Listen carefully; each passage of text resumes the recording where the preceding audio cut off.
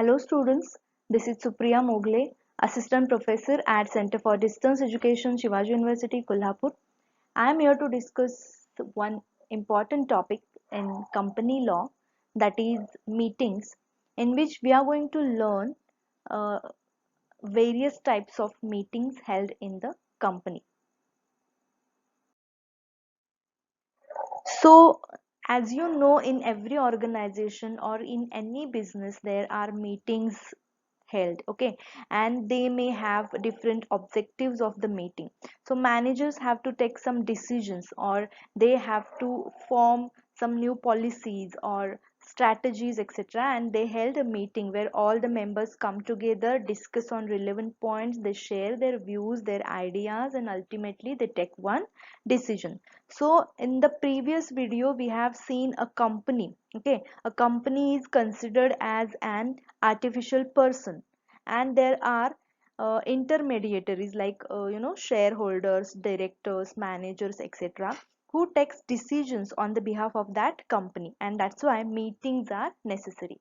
So a meeting, okay, a company act through some human agency or intermediary like shareholders, directors, managers, etc., and these representatives of the company take decisions on the behalf of the company and carry out affairs of their company by holding the meetings, and those meetings are necessary. Okay, so what are the types of meetings? There are three major types, that is general meeting, class meeting, and board meeting. So what is the difference between these three? Let's see. The first is general meetings, okay, which are again classified into three types, that is statutory meeting, annual general meeting, and extraordinary meeting. So what is statutory meeting?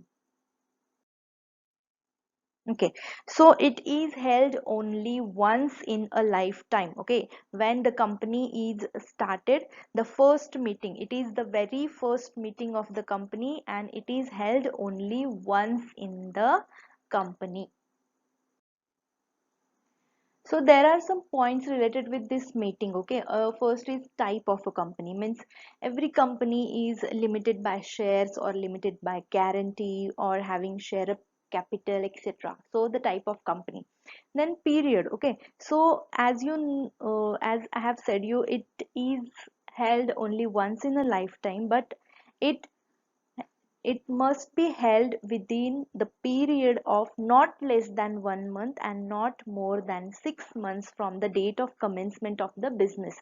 Means जब आपने business start किया है उसके 6 महीने के बाद और 1 month के पहले आपको ये मीटिंग जो है वो करनी पड़ेगी. Then notice at least 21 days before the meeting the board must send a notice to every member. So you cannot held the meeting on the spot. You have to give the notification regarding this. You have to invite other members to come for the meeting, and it should be at least 21 days before the meeting. Then statutory report. Okay, along with the notice of the meeting, a board of director must also forward a report called statutory report to all the members. Then what are the contents of that report? So contents means in that report they must mention the total shares allotted, the cash received with respect to the shares allotted, or abstract of receipts or payments, names, addresses, occupation of all the directors, auditors, managers, secretaries, etc., or any contract is to be submitted, or any underwriting contracts, commission, etc., are the contents of that report, and which needs to be forward along with the notice of meeting. Then sign. Okay, so when there is any content related with the shares allotted or cash received, then receipts or payments or balance in hand, etc., reports are to be signed by all the auditors. Then copy of the certified statutory. Okay, so the copy of certified statutory report must be sent to the registrar. Okay, to the registrar for registration. And then penalties: if there is any default in the following above provisions regarding the statutory meeting, every director who is in default should be punishable with the fine up to 5,000. Okay, so this meeting is very much important for any company. It should be held once in a lifetime, and all these points to be covered in the meeting. And statutory report or the notice should be forward or the members to the members. It should be invited before 21 days, and the reports of audits are to be signed by auditors, etc., should be followed as per law. And if you fail to do that, the director is punishable with the fine of rupees 5,000. Then next is annual general meeting. Okay, so annual general meeting, its short form is AGM. The name itself describes annual. Annual means yearly held. Okay, that means once in a year. So once in a year, again there are some points to be covered in this meeting. So type of a company, whether it is public company or whether it is private company, what type of share it is, it has, or the share paid up capital, etc., uh, included in the type of company. Then period. Okay, every company must hold a general meeting every year, each year, okay, within 12 months.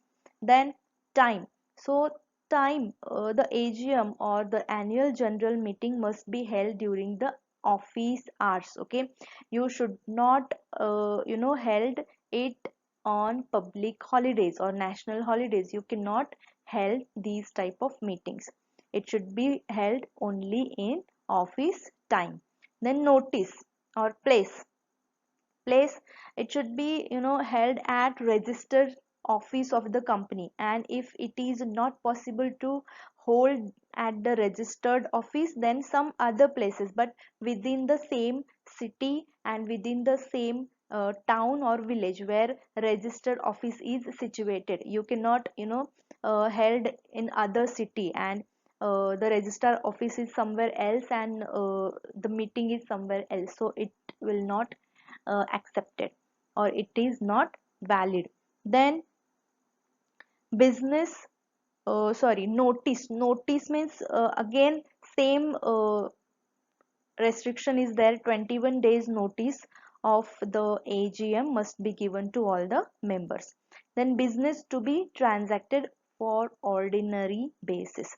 So business ordinary basis relating to do the following, like appointing directors and auditors, fixed remunerations, removal of director. Suppose there is any removal of director, or you want to rectify the name of the company, you want to declare the dividend, you want to pass the annual account or annual balance sheet, or any reports of board of directors, etc., is included in this meeting. Then if there is special business, then you can if you want to change the company name, or you want to reduce the share capital, you want to have some alteration in the memorandum or in the articles of association, that means some rules and regulations are there of the company, and you want to alter that, or any other business which is not specified in the act as an ordinary business. So related decisions are taken in this meeting. Then default in holding meeting means if the company fails to hold an annual general meeting, a penalty of rupees 50,000 shall be imposed. Okay, just remember this. A further fine of rupees 2,500 per day during the continuous of default shall also be imposed. That means if you do not hold a general meeting once in a year, the director or the company should should finalize, or they should have the penalty of rupees 50,000, and again having the penalty, they are not holding that meeting, then per day they have to pay rupees 2,500. Okay, so this is the penalty for not holding the general meeting. Next is extraordinary meeting, or it is called EGM. So any meeting other than the statutory meeting and annual general meeting is called extraordinary meeting. Okay, that means this meeting may be called by directors, by members, by company law board, etc. So what are the requirements for EGM? Okay, who may call this meeting? The director on their own, he may call this meeting, or the directors on requisition of members have requested, or the member themselves if the director failed to call the EGM. Okay, that means anyone can call this meeting, or company law board. So what are the requirements for this valid meeting? First is notice. Proper notice of the meeting should be given to each member and all others who are entitled to attend it. Means if you want to uh, uh, invite some other people, okay, if you think that this person should be included in this meeting, then you can invite them. If the notice is not given to every person, any resolution passed at the notice will be no effect. Okay, so you should have the proper invitation, or proper notice of the meeting should be given to each member. Then what are the contents of this notice? So the notice must specify the day on which you are going to held this meeting, or are what is the timing, what is the place of the meeting, etc. is mentioned in that notice. Then quorum, this means the minimum number of members who must be present in order to constitute a valid meeting and transact the business. Then minutes of meeting means, as you know, minutes of meeting means you have to, or the company must keep a record of all the proceedings, a record of all the meetings, who had said what, and what they have organized some work to the members, or what decisions are taken by them, etc. Recording you have to maintain. Then minute book, so to record that everything you have to keep a separate book, that is called minute book. So this is called extraordinary meeting, means other than statutory meeting and AGM meeting. So the second type is class meeting. So what is class meeting? So this is nothing but a meeting of preference shareholders. Okay, when a company issues shares, then company organizes a meeting of shareholders only. Means only shareholders are invited for these meetings. That means only one class or one group of that meeting is called. That's why it is called class meeting. So where a company has issued different types of shares, it can call a meeting of shareholders on only that class of shares, and such meeting is called class meeting. That's it. Third is board meeting. Okay, so it is also called meetings of directors. Okay, so these directors have various powers, as you know, and they use those powers for the company. They may include make a call on shares, or issuing debentures, borrow money, or investing funds, or making loans, etc. And these are held in the board meeting. So important terms to be remembered, that first is the Companies Act has conferred various powers on its director to carry on the affairs of the company, and directors of the company exercise most of their powers in the meetings of the board. Okay, so number of meetings. The board of directors shall hold its meeting at least once in every 3 months. Okay, that means at least 4 meetings in every year, and this is applicable to both public as well as private company. Then notice, every director must be given proper notice of the meeting, and such notice must be sent to his usual address in India. Okay, then quorum. The quorum shall be one third of the strength of the board and at least two directors, whichever is higher. So quorum is how many members should be included in the meeting. So the quorum shall be one third of the strength of the board. Suppose there are 9 members in the board, and one third means 9 into one third, that is 3. Okay, so only 3 members are included, or at least two directors, whichever is higher. Okay, whichever is higher you can call them. So these points are remembered. So that's it about the board meeting.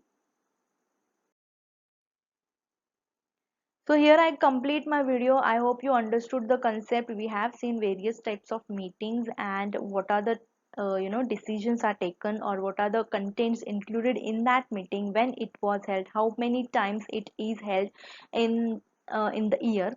So try to read the notes. You will get the idea about it, and if you have any doubt you can comment. Okay, thank you.